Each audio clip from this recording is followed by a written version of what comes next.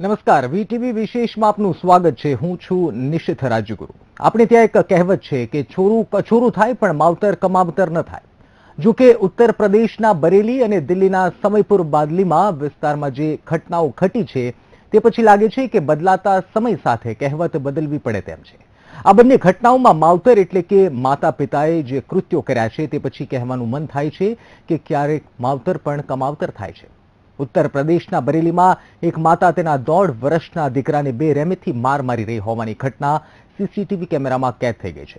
દેશનું દિલ ગણાતી દિલ્હીમાં એક હૃદયદ્રાવક ઘટના પ્રકાશમાં આવી, જેમાં એક ઘરમાં 2 બાળકીઓ કેદ મળી આવી. આ બાળકીઓને પહેલા પિતા પછી માતા ઘરમાં કેદ કરી ભાગી ગયા હતા. આ 2 ઘટનાને મનોવૈજ્ઞાનિક દ્રષ્ટિકોણથી નજર કરીશું અમારી વિશેષ રજૂઆત કમાવતરમાં.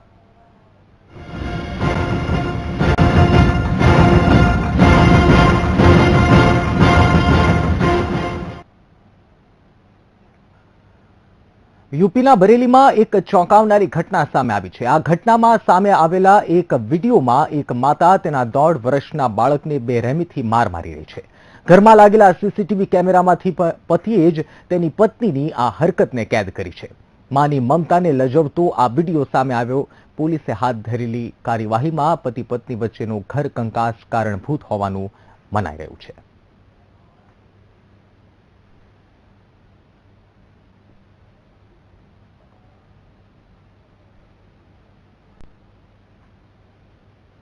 यहाँ पर अभी मैंने कमरा किराए पे 1 साल हो गया। 1 साल होने के बावजूद भी अभी तक उसके व्यवहार में कोई बदलाव नहीं आया। लगातार वो बच्चों को प्रताड़ित करना, मारना, पीटना, इस तरह की घटनाएं चलती रहती थी। तो पास पड़ोस और ये सब बताता था कि तुम्हारा बच्चा बहुत रो रहा है और वो उसको केयर नहीं करती है, उसका देखभाल नहीं करती है, दिन भर उसको दूध नहीं देती थी। तो ये सब जब पता लगा तो उसके बाद फिर मैंने सीसी कैमरे अपने पोर्शन में अपने लगवाने के बाद फिर मैं डेली अपनी कॉल डिटेल चेक करता था, उसकी सारी फुटेज सारी चेक करता था। इसी करते करते फिर ये फुटेज मेरे हाथ में लगी कि उसने एक बार कई बार मतलब बच्चे को मारने की भी कोशिश करी। मेरे पीछे की बात है। तो कम से कम 1 महीने से मैं बच्चे को अपने लिए साथ घूमता था, उसी का सारा करना धरना सब कुछ मैं अपने साथ ही रखता था। આ તરફ નવી દિલ્હીમાં પણ માવતર કમાવતર થાય હોય તેવી એક વધી ઘટના પ્રકાશમાં આવી. નવી દિલ્હીના સમયપુર બાદલી વિસ્તારના એક ઘરમાં 2 માસૂમ બાળકીઓ કેદ મળી આવી હતી. આ બંને બાળકીઓને તેના માતા પિતા કેદ કરીને જતા રહ્યા હતા, ત્યારે બંને મરવાની સ્થિતિમાં હતી. ત્યાં જ પોલીસે બચાવી લીધી છે. આ ઘટનામાં બાળકીઓ ભલે બચી ગઈ હોય પણ મમતા જરૂર મરી ગઈ છે. આ ઘટના પાછળ પણ પતિ પત્ની વચ્ચેનો ઝઘડો જવાબદાર હોવાનું મનાય છે.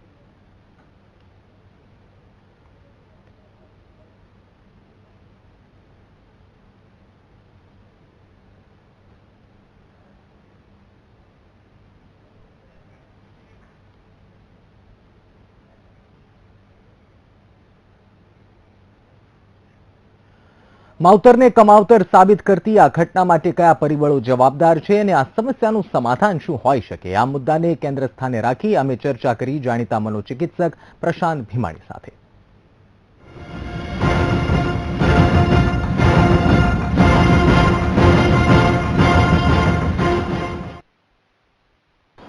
આપણા દેશમાં ગાયને લઈને રાજકારણ થાય છે.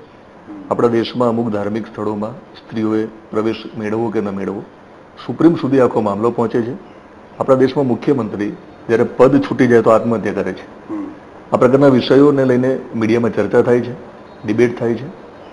પણ કેટલીક ઘટનાઓ સમાંતર એવી પણ બને છે કે કદાચ વિચલિત કરનારી હોય છે. એને જોઈને ભૂલી જવું એ સમાજ માટે પણ સારી વાત નથી. તો મને લાગે છે કે આ વિષય ઉપર થોડીક ચર્ચા થવી જોઈએ અને ડિબેટ નથી, સમજવું જોઈએ. કારણ કે મનોવૈજ્ઞાનિક રીતે આ ઘટનાને કઈ રીતે જોઈ શકાય. તો જે પ્રકારના વિડીયો અત્યારે સામે આવ્યા છે, ઉત્તર પ્રદેશના બરેલીમાં એક માતા પોતાના 1.5 વર્ષના બાળકને ઘરમાં બેરહેમીથી મારે છે. તો આ ઘટનાને તમે કઈ રીતે જુઓ છો? બેઝિકલી જ્યારે પેરેન્ટ્સ દ્વારા જો કોઈ પણ પ્રકારની હિંસા થાય, હું એને શાબ્દિકથી માંડીને શારીરિક સુધી બધી જ બાબતોને આવરી લઉં છું.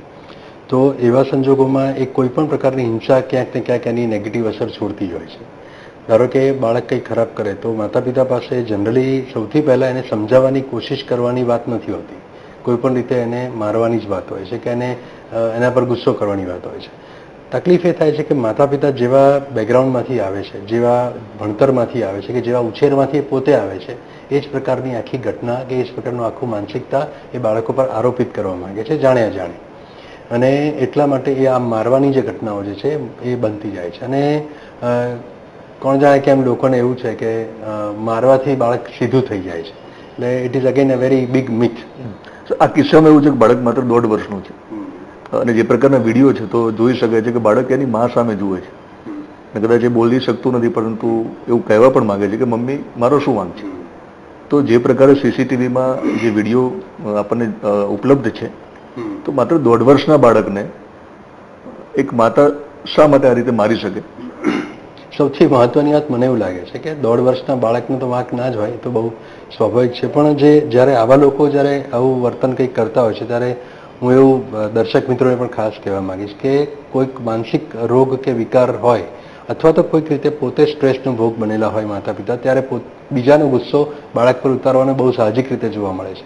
ધારો કે હસબન્ડ સાથેની કોઈ પ્રોબ્લેમ હોય, માથાકૂટ હોય, કે સાસુ જોડેના કોઈ ઇસ્યુઝ હોય, તો અથવા તો કોઈ પોતાને કોઈ ઇકોનોમિકલ પ્રોબ્લેમ્સ હોય, કે બીજી કોઈ રીતે પોતાની માનસિક બીમારી કોઈ હોય, તો આવા સંજોગોમાં જે ગુસ્સો જે છે એનું એકમાત્ર જે કોઈ સ્થાન એને કાઢવાનું, વેન્ટિલેટ કરવાનું, તે બાળક બને છે. કારણ એ છે કે બાળક જે છે એ પોતે સામે પ્રતિકાર કરી શકતું નથી. બાળક જે છે સામે જસ્ટિફિકેશન કોઈ બીજાને આપતું નથી. બાળક બીજાને કશું કહેતું નથી. અને આપણા દેશનો એક સર્વસામાન્ય નિયમ એવો છે કે માતા બાળકને મારતી હોય તો જનરલી કોઈને બહુ વાંધો હોતો નથી, કારણ કે એ તો ઘરની વાત છે કે એને કંઈક કર્યું હશે એટલે મારે છે, એવું બધા જ સમજી બેસે છે. કારણ કે એ બહુ કોમન એવરીવેર એક્સેપ્ટેડ એક ગુનો છે. એટલે બધા લોકોને ખબર જ છે કે ભાઈ આવું થાય, વાંધો નહીં. એટલે કદાચ જે છે એ મારવાનું વલણ હોઈ શકે. એટલે પોતાની આક્રમકતા જે છે એને બાળક પર ઉતારવાની આ ઘટના છે, એવું માનું છું. સર, મહિલાના પતિને પડોશી ફરિયાદ કરે છે કે તમારી ગેરહાજરીમાં અવાજ આવતો હોય છે બાળકનો. સીસીટીવી ફૂટેજમાં આ પ્રકારના વિડીયો ઉપલબ્ધ છે. આખો મામલો પોલીસ સ્ટેશન સુધી પહોંચે છે. તો પોલીસનું પણ એવું માનવું છે કે સમગ્ર મામલામાં ક્યાંક પતિ પત્ની વચ્ચેનો ઝઘડો જવાબદાર છે. તો આખી ઘટનાને આપણે એ રીતે જોવી છે કે 1.5 વર્ષનું બાળક જ્યારે માર ખાય છે એને જોઈને આખું વિડીયો વિચલિત થવા કરતાં આપણે સમાધાન સુધી પહોંચવું છે.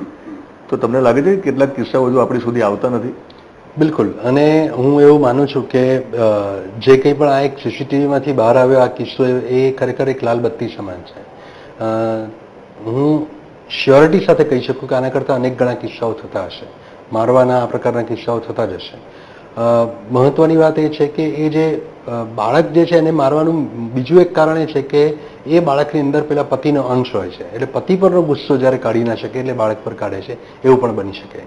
હજી આગળમાં એક મારો મુદ્દો ઉમેરવાનો રહી ગયો કે એક માનસિક વિકૃતિ એવી છે જેને પોસ્ટપાર્ટમ સાયકોસિસ કહે છે. એટલે બાળકનો જન્મ થાય એના થોડા વખત પછી બાળક પ્રત્યે એને બહુ જ ગુસ્સો આવે અને પોતે જ પોતાના બાળકને હેરાન કરે, મારે, એવું બધું કરે. એ એક આખી પોતાનું ડિપ્રેશન ક્યારેક ટ્રાન્સફર કરે છે. આ એક વાત છે, એક ક્લાસિફિકેશનની એક વાત રહી ગઈ હતી, એ આ છે. મારે અહીંયા જે કહેવું છે એ છે કે સામાન્ય આવા બધા કિસ્સાઓમાં જે હસબન્ડ માટેનો જે ગુસ્સો કે એને કંઈ કહેવું હોય તે મોટે ભાગે સ્ત્રી કહી શકતી નથી. ગામડાની વાત કરું કે અમુક અભણ લોકો જે છે એ લોકોની વાત કરું કે જે લોકોની અંદર સોશિયો ઇકોનોમિક સ્ટેટસ થોડું લો છે એવા લોકોની વાત કરું. અને આમ તો ઘણી બધી જગ્યાએ જોવા મળે છે, એવું નથી કે માત્ર ગામડાઓમાં જ છે, શહેરોમાં પણ આવું જોવા મળે છે. શહેરોમાં મોડર્ન નીચેના માસ્કિંગની નીચે આવું બધું ચાલતું હોય છે ઘણી બધી વખત. પણ અલ્ટિમેટલી આ બધાની પાછળનો એક આશય એ છે કે ગુસ્સો કાઢવા માટેની એક જગ્યા, એક વેન્ટિલેટ કરવાનું જે સ્થાન છે એ બાળક બને છે. આ ગુસ્સો જે છે હસબન્ડ વાઈફ વચ્ચેની માથાકૂટ હોય છે અને બાળકની અંદર એ હસબન્ડનો અંશ જુએ છે. એટલે હસબન્ડની પ્રત્યેનો જે પ્રતિકાર છે અથવા તો ગુસ્સો કે રોષ છે, આક્રમકતા છે, એ બાળક ઉપર ટ્રાન્સફર થાય છે. અને મહત્વની વાત એ છે કે જ્યારે પણ આવો કોઈ પણ ઝઘડો થાય, તકરાર થાય, જેમ કે આ કિસ્સામાં તકરાર હતી, તો આવી કોઈ પણ તકરાર થાય તો એનું સીધું સમાધાન ક્યારેય કોઈ વ્યક્તિ શોધી શકતી નથી. એનું કારણ સોશિયલ સપ્રેશન છે, એટલે સામાજિક દમન છે. આનું આ એક પરિણામ છે. તમે આગળના જવાબમાં જે મુદ્દો છૂટી ગયો હતો તમે એના ઉપર પ્રકાશ પાડ્યો કે બાળકના જન્મ પછી આ પ્રકારનું બનતું હોય છે. તો આના પતિનું જે નિવેદન છે પોલીસ પાસે, તો એને કહ્યું છે કે બાળકનો જન્મ થયો એ પછી એનું વર્તન આવું થયું છે કે બાળકને મારે છે. તો મને કોઈ કેટલાક કિસ્સા આપણી સામે આવ્યા નથી, હિંમત નહીં હોય, તો કેટલીક માતાઓ કદાચ આપણો આ શો જોતી હોય, એને પણ એક બાળકના જન્મ પછી આ પ્રકારનું થતું હોય, તો એને શું કરવાનું છે? એને ચોક્કસપણે બીજું કશું કર્યા વગર એને સૌથી પહેલાં પહેલું તો એને મનોચિકિત્સા લેવી જોઈએ, કારણ કે આ એક એવી સ્થિતિ છે કે જેની અંદર પોતે પોતાની જાતને વ્યક્તિ હેલ્પ કરી શકતી નથી. પોસ્ટપાર્ટમ ડિપ્રેશન કે પોસ્ટપાર્ટમ સાયકોસિસ એવી તકલીફ છે કે બાળકના જન્મ પછી હોર્મોનલ ચેન્જીસને કારણે એનો મૂડ બિલકુલ ડાઉન રહે છે. એને ઘણી બધી વખત એને એવું થાય છે કે હું આ બાળકને કેવી રીતે સાચવી શકીશ, એટલે બાળકને બોજારૂપ પણ ક્યારેક માને છે, અને એને એવું પણ થાય છે કે મારી તાકાત જ નથી કે હું બાળકને ઉછેરી શકીશ. અને બીજું એ જ વખતે ઘરમાં પણ ઝઘડા થતા હોય, હસબન્ડ વાઈફ વચ્ચે પણ પ્રોબ્લેમ થતા હોય, સાસુ વચ્ચે પણ ક્યારેક સસરા વચ્ચે પણ પ્રોબ્લેમ થતા હોય, એટલે બધાની પાછળ જે છે એવું એ માતા માનતી થઈ જાય છે કે આ બાળકનો જન્મ થયો ને પછી જ આ બધું થયું છે, એટલે બાળકને દુશ્મન માને છે અને એટલા માટે કદાચ એ ગુસ્સો એની પર કાઢે છે. એટલે આ એક બહુ મોટી તકલીફ છે અને આને ચોક્કસપણે સાયકોલોજીકલી ટ્રીટ કરવું જોઈએ. અને એની સાથે સાથે જો એવી જે માતા જે છે એને જો ખબર પડશે કે મારામાં ચેન્જીસ થઈ રહ્યા છે અને જો ઝડપથી કોઈ ડૉક્ટર પાસે જશે તો ચોક્કસ એનામાં ફરક પડશે. તો દર્શક મિત્રો, મનોચિકિત્સકની આ વાતોમાં એ વાતનો તો ખુલાસો થયો કે જન્મ પછી કદાચ એ શક્ય છે કે માતાને પોતાના બાળક પ્રત્યે ગુસ્સો વધારે આવે, તો એને મનોચિકિત્સકની ઇલાજની જરૂર છે એવું પણ પ્રશાંતભાઈ જણાવ્યું. આગળ પણ આપણે જાણીશું કે પ્રશાંતભાઈ આ વાત ઉપર કેટલો પ્રકાશ પાડે છે, હકીકતમાં આ વાત ઉપર શું એનું તથ્ય છે અને એનું ઉકેલ શું છે એની વિશે પણ જાણીશું પ્રશાંતભાઈ પાસેથી. પરંતુ હાલ સમય નાનકડા વિરામ.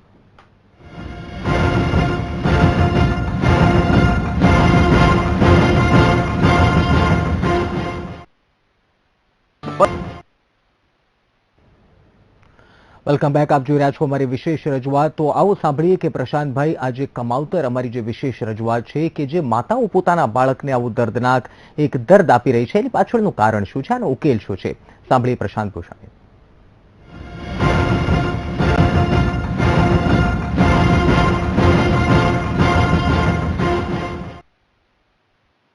સર, આખા સમગ્ર કિસ્સાને આપણે એટલા માટે વારંવાર ચર્ચા કરીએ છીએ કે એક બીજું નિવેદન એની જે મહિલા છે, આ જે એની માં છે, એને પોલીસને આપ્યું છે કે મારા પતિને બીજી સ્ત્રી સાથે સંબંધો છે, એટલા માટે કદાચ મને એક બીમારીના બહાને નશીલી દવા આપવામાં આવે છે અને મને દહેજને લઈને પીડા આપવામાં આવે છે.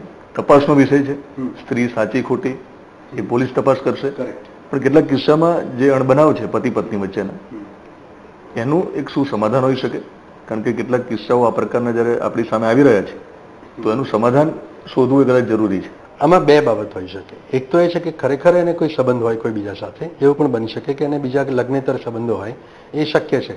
પણ આ કિસ્સામાં જ્યારે નશીલી દવા આપે છે એવું જ્યારે વાત સાંભળીએ ત્યારે મને એવું લાગે છે કે કદાચ આસપાસના કોઈ ડૉક્ટરે એવું પણ રેકમેન્ડ કર્યું હોય કે એ જે લેડી છે એને કદાચ આ સાયકોસિસની મેં તકલીફ કહી એવું એ લોકોને મનમાં હોય અથવા તો એ પ્રોબ્લેમ ચાલતો હોય પેલી માતાને, એવું બની શકે.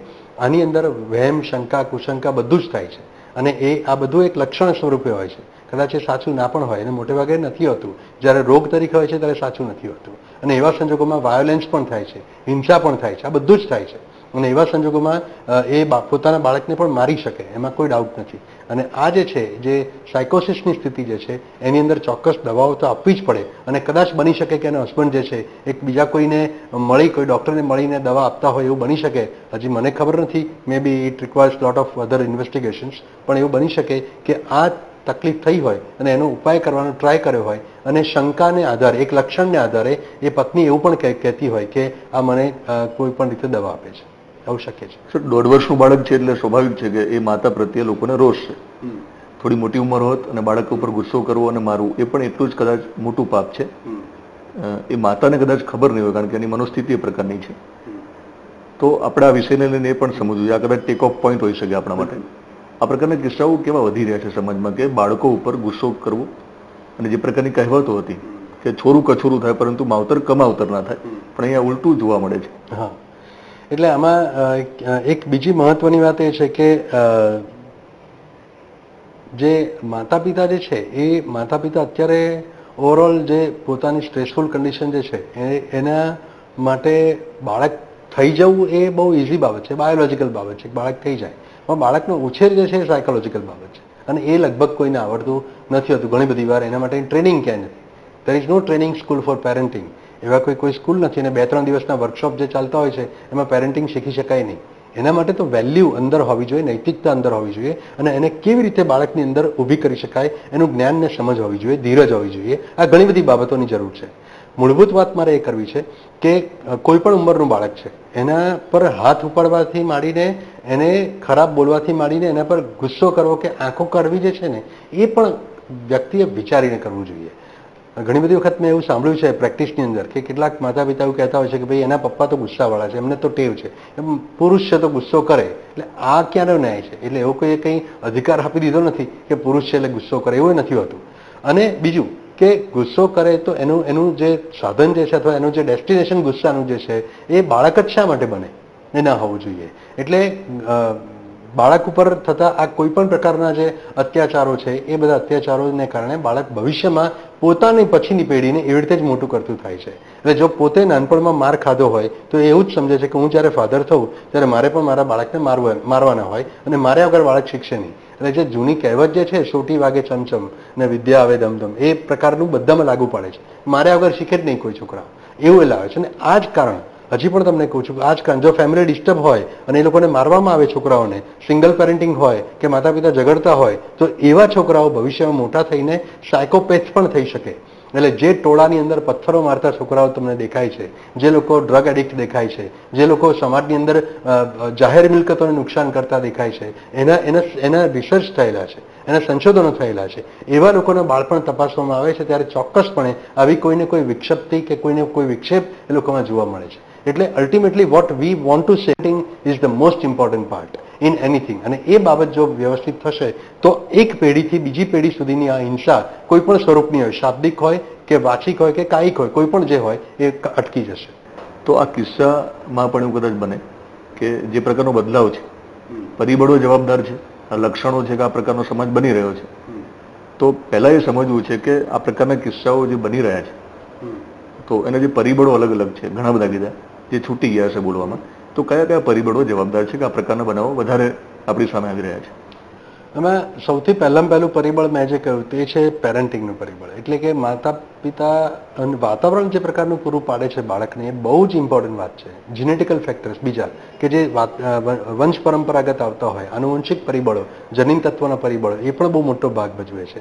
ત્રીજી બાબત જે છે એની અંદર અત્યારનું exposure to media, exposure to websites, exposure to mobile, આ બધી જ બાબતો એ પણ બહુ મોટો ભાગ ભજવે છે. સંગત પણ બહુ મોટો ભાગ ભજવે છે. ક્રાઇમની સિસ્ટમ, એટલે કે ક્રાઇમ કરવા માટેની, તમે જો કે ઘણા બધા લોકો તો મેં એવા જોયા છે જે છોકરાઓ ક્રાઇમ સિરિયલ્સ જોઈને પછી એવા ક્રાઇમ કરવા માટે પ્રેરાય છે. એટલે આ પણ આવી બધી બાબતો પણ ભાગ ભજવે છે. બીજી વાત, જે આજુબાજુના લોકો કે ફ્રેન્ડ્સ હોય છે ઉશ્કેરે છે ઘણી વાર કે તને અરે તું આટલું નથી કરી શકતો, તને આટલું, એમ કરીને એને વ્યસન માટે પ્રેરે, એને ક્રાઇમ માટે પ્રેરે. આ બધું પણ એક ભાગ ભજવે છે. અને મહત્વની વાત, જો પોતાની સાથે અન્યાય થયો હોય તો વ્યક્તિ ક્યારેક આખા સમાજની સામે બદલો લેવા માંગે છે, ત્યારે પણ આવું બધું થાય છે. એટલે there are so many factors, ઘણા બધા પરિબળો છે. આ પરિબળોમાં શિક્ષણ એક સૌથી મોટું પરિબળ એવું છે કે જે યોગ્ય ના મળ્યું હોય તો પણ વ્યક્તિ જે છે આ પ્રકારની બાબતોમાં ધકેલાઈ જાય છે. અને બધું જ કદાચ મળ્યું હોય ત્યારે કેટલાક સંજોગો એવા હોય છે જેને કારણે આવું થાય છે. તો દર્શક મિત્રો, આગળ પણ પ્રશાંતભાઈ પાસેથી આ અંગેની જાણકારી મેળવીશું, પરંતુ એક નાનકડા વિરામ બાદ.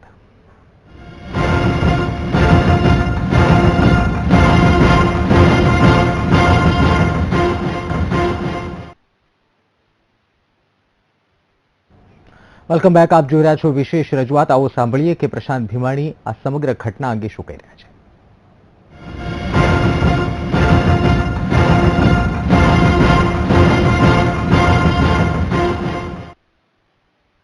સર, સમાધાન શું હોઈ શકે એ સવાલોમાં આપણે જવું છે, પરંતુ એ પહેલા એક બીજી ઘટના લઈ લઉં જે સમાંતર જોવા મળી છે.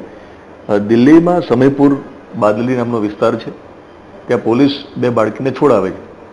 તો બે જે વહાલ સોઈ, આપણી જે કાળજાનો કટકો એક શબ્દ વાપરીએ છીએ, તો દીકરીઓને પહેલા એના પિતા છોડીને જતા રહે છે, કે પછી એની માતા પણ એને મૂકીને જતી રહે છે. બહુ ખરાબ કન્ડિશનમાં પોલીસને મળી આવે છે. તો એક જે વહાલ સોયું જ્યારે બાળક હોય છે એને કયા સંજોગો એવા પેદા થતા હશે કે મા બાપ આ હદ સુધી જઈને એને ટૂંકમાં મરવા માટે મૂકીને ચાલે છે? ઘણી બધી વખત આપણા દેશની સ્થિતિમાં જોવામાં આવ્યું છે કે બાળકો વણ જોઈતા હોય ત્યારે પણ આવું થાય, ઇકોનોમિકલ પ્રોબ્લેમ્સ હોય તો પણ આવું થાય છે, પોતાને પ્રોબ્લેમ, પોતે સ્ટ્રેસમાં, ડિપ્રેશનમાં કે ટેન્શનમાં કે બીજી કોઈ માનસિક બીમારીથી પીડાતા હોય ત્યારે પણ આવું થાય છે. કેટલીક અંધશ્રદ્ધાઓને લઈને આવું થાય છે કે આ બાળકના આવ્યા પછી મારું બધું ખરાબ થયું એવું માનનારા હોય છે, એવા લોકો પણ આવું કરે છે. કેટલીક વખત એવું થાય છે કે બીજા બધા લોકો એમ કદાચ કોઈકને ચડાવે કે કોઈને એવી વાત કરે કે શંકાને આધારે આ બાળક તમારું નથી એવું કે ત્યારે પણ લોકો આવું કરતા હોય છે. એટલે આ બધા એના અલગ અલગ રીઝન્સ છે. અને બાળકોની ક્યારેક હાઇપર એક્ટિવિટી હોય કે એકદમ જ અતિ સક્રિયતા હોય એના કારણે માતા પિતા કંટાળતા હોય છે, તોફાનના કારણે કંટાળતા હોય છે, ત્યારે પણ આવું કરે છે. એની સાથે સાથે એક મહત્વની વાત બીજી કહું કે જ્યારે કોઈ પણ પ્રોબ્લેમ થાય ત્યારે ચોક્કસપણે કાઉન્સેલિંગ માટે કે કોઈ સાયકોલોજીસ્ટ પાસે બાળકોને અને માતા પિતાએ વિના સંકોચે જવું જોઈએ. તમે સાયકોલોજીસ્ટ પાસે જાઓ કે કાઉન્સેલિંગ કરાવવા જાઓ ત્યારે એનો અર્થ એવો બિલકુલ નહીં માનવાનો કે કોઈ ગાંડપણ છે. જરા પણ એવું નથી. આ એક મદદ છે જે મેળવવી જોઈએ. સર, તમારા જવાબના સંદર્ભમાં એક અંતિમ સવાલ કરું. આપણા દેશમાં નવી શિક્ષણ નીતિને લઈને ચર્ચા થાય છે, ટ્વિટર ઉપર વોર થાય છે, એક નેતા બીજા નેતા ઉપર આક્ષેપો કરે છે અને આખો મૂળ મુદ્દો દેશને ભૂલવાડવામાં આવે છે કે જે શિક્ષણ નવી નીતિ મળવાની હતી. અપેક્ષા બહુ નથી રાખવાની, કારણ કે નવી જે શિક્ષણની નીતિ જેવી તો નહીં હોય. પણ તમને લાગે છે કે એક માતા પિતા પણ ભૂતકાળમાં એટલે કે નાનપણમાં એક બાળક હોય છે, એ પણ એક વિદ્યાર્થી હોય છે, તો શિક્ષણ પદ્ધતિમાં આ પ્રકારની વાતોને આવરી લઈને શરૂઆતથી જ આપણે એનો જે ઉપાય છે ત્યાંથી આપણે એને શોધવું જોઈએ. કોઈ પણ શિક્ષણ નીતિ છે, શિક્ષણ જે છે એ મનોવિજ્ઞાન સાથે બહુ જ નજીકનો સંબંધ ધરાવતી બાબત છે. સાયકોલોજીને શિક્ષણથી બહુ જુદું પાડી શકાય નહીં, શિક્ષણ પદ્ધતિથી જુદું પાડી શકાય જ નહીં. કોઈ એમ કે માત્ર હું શિક્ષણ ભણાવવાની આ સ્ટાઇલ છે, આ છે, એમાં સાયકોલોજીનું કામ નથી, એ વાત ગળે ઉતરે એવી નથી. એટલે કોઈ પણ પોલિસી મેકિંગ વખતે મનોવિજ્ઞાનના સિદ્ધાંતો અને અત્યારની સાંપ્રત ઘટનાઓ જે બને છે એ પ્રમાણેનું એનો ઉકેલ આ બધી જ બાબતોને અંદર સમાવેશ કરી અને ડાયનેમિક રીતે એનો સમાવેશ થવો જોઈએ. એવું શિક્ષણ વ્યવસ્થામાં જ એવું હોય કે ટકા વધારે આવે તો એક સારી વાત કહેવાય, પણ જોડે બીજા બધાનું પણ જે મૂલ્યાંકન છે એ થવું જોઈએ. એટલે માત્ર ભણવાનું ને ટકા લાવવાનું, મેમરી ટેસ્ટિંગની સાથે એનો પર્સનલ સ્કિલ કઈ છે એનું પણ જો મૂલ્યાંકન થશે, એની નિયમિતતાનું મૂલ્યાંકન થશે, એને પોતાને બોલવાની સ્ટાઇલ, બોલવાની રીત કે એને પોતાનું બીજા વર્તન કરવાની રીતનું મૂલ્યાંકન થશે તો કદાચ એક સમગ્ર બેલેન્સ સિસ્ટમ જે છે ધીરે ધીરે ડેવલપ થઈ શકશે. Sir, thank you very much. સમગ્ર વિષય ઉપર તમે છણાવટ કરી છે. આપણો મૂળ ઉદ્દેશ્ય એ હતો કે આપણે સમાધાન તરફ જવું. દર્શક મિત્રો, યુપીમાં ભાજપ તરફથી સીએમનો ચહેરો કોણ હોઈ શકે, આ વિષય ઉપર ચર્ચા થવી જોઈએ, થતી હશે, કારણ કે વિષય સાથે લેવા દેવાવાળા કેટલાક લોકો છે જેમને એ પ્રકારનું પણ જોવું છે. બીજી પણ અનેક ચર્ચાઓ થઈ રહી છે. કેટલાક બ્રેકઅપની વાતો થઈ રહી છે કે બોલિવૂડમાં આનું બ્રેકઅપ છે. કોઈ હીરોની જે સગર્ભા પત્ની છે એને જો વારંવાર હોસ્પિટલમાં દાખલ કરવી પડે તો એની પણ ચર્ચા થાય છે. પરંતુ અમે માનીએ છીએ કે જ્યારે આ પ્રકારના વિડીયો સામે આવે ત્યારે માત્ર વિડીયો જોઈને વિચલિત થયા પછી પણ એનું સમાધાન શું હોઈ શકે દિશામાં પ્રયત્ન કરવા જોઈએ. તેથી આજે મેં પ્રયત્ન કર્યો અને વીટીવી ગુજરાતી સ્પષ્ટ માને છે કે માત્ર ડિબેટ ન હોવી જોઈએ, બૂમ બરાડા નથી પાડવા, રાજકીય પક્ષોને સાથે બેસાડીને અડધો કલાકનું જે ડ્યુરેશન છે મારે પૂરું કરવું નથી. તેથી મનોવૈજ્ઞાનિક એટલે મનોચિકિત્સક પ્રશાંત ભીમાણીને મળ્યા અને ભવિષ્યમાં આ પ્રકારના જે બનાવો છે કઈ રીતે અટકાવી શકાય એ સમજવાનો પ્રયત્ન કર્યો. અને દર્શક મિત્રો, તમે વારંવાર જોયું છે કે હું માત્ર સવાલ કરતો હતો, એટલે કે હું માત્ર એક સેતુ બન્યો હતો. તેમને સીધો તમારી સાથે સંવાદ કર્યો છે, એટલે કે તમારી સાથે તેમને જે સંવાદ કર્યો છે તો અમને અપેક્ષા છે કે કેટલાક માતા પિતા આ પ્રકારની સમસ્યાથી પીડાતા હોય અથવા તો કેટલાક લોકોની આજુબાજુમાં આ પ્રકારની ઘટના બનતી હોય તો એવું બને કે આ શો જોયા પછી કદાચ આગામી દિવસોમાં કોઈ નાના બાળકને માર નહીં ખાવો પડે. નવા વિષય સાથે ફરી મળીશું. રજા આપશો. નમસ્કાર.